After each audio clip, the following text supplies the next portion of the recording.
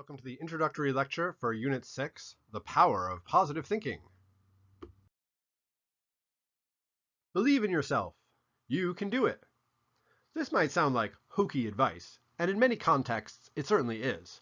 There are certain situations where whether or not you believe in yourself is entirely beside the point. If you want to win the lottery, for example, you can believe in yourself all you want, but if luck is not on your side, it won't make a shred of difference.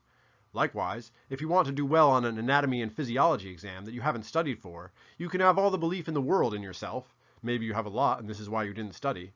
But when it comes to knowing the difference between your pituitary and your parathyroid, you either know it or you don't.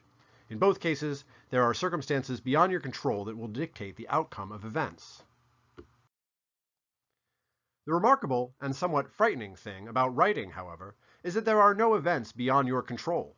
Writing is a landscape of literally infinite possibility, where anything can happen, and it is also a world of infinite responsibility, where I as the writer am entirely answerable for everything that happens. There are no excuses, there is nowhere to hide. Writing is a pure exposure of the writer's mind. This means that the tone of a piece of writing will inevitably convey the experience of the writer. When writers are unsure of what they want to say, their sentences are halting, their ideas tend to backtrack or stumble into one another, and their line of thought comes across as unconvincing and unimaginative. They may have good ideas in there somewhere, but the insecurity and self-doubt of the writer translates inevitably into the same qualities in the writing. Writers who believe in themselves, however, can't help writing interesting sentences.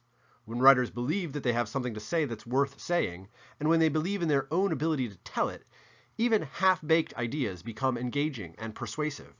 Such writers recognize that they might not know everything there is to know about what they are writing about, they might not have the expertise, experience, or publication record of some of the other brilliant people who have written about the same topic before, but they also recognize that no one has ever written about the topic from the unique perspective that they bring to bear. One of the great things about human beings is that everyone has their own individual slant on the way they perceive reality that not one of the other 7.5 billion people alive now, or the other 100 billion who have lived before us, or the countless billion hopefully yet to come, has ever had, will ever have, or can ever have. Whatever your thoughts are, they're unique.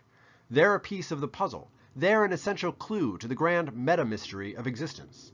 If we all tell our truths, we can use those truths to illuminate the world.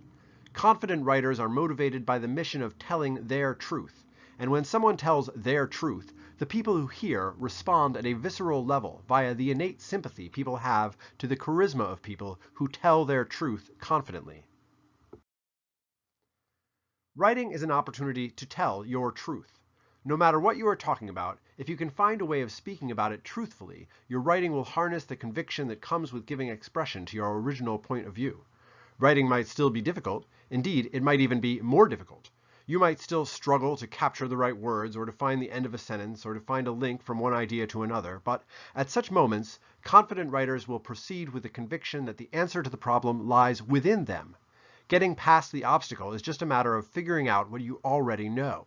In fact, the obstacle was never there to begin with. The obstacle itself was just a specter in your own imagination. Confident writers take advantage of the virtual reality of writing to turn their own ideas into whatever kinds of structures they can dream up. So, as you embark on the drafting phase of your writing project for this class, I have some practical suggestions in the craft lecture, but my most important suggestion is psycho-spiritual in nature. Believe in yourself. You can do it.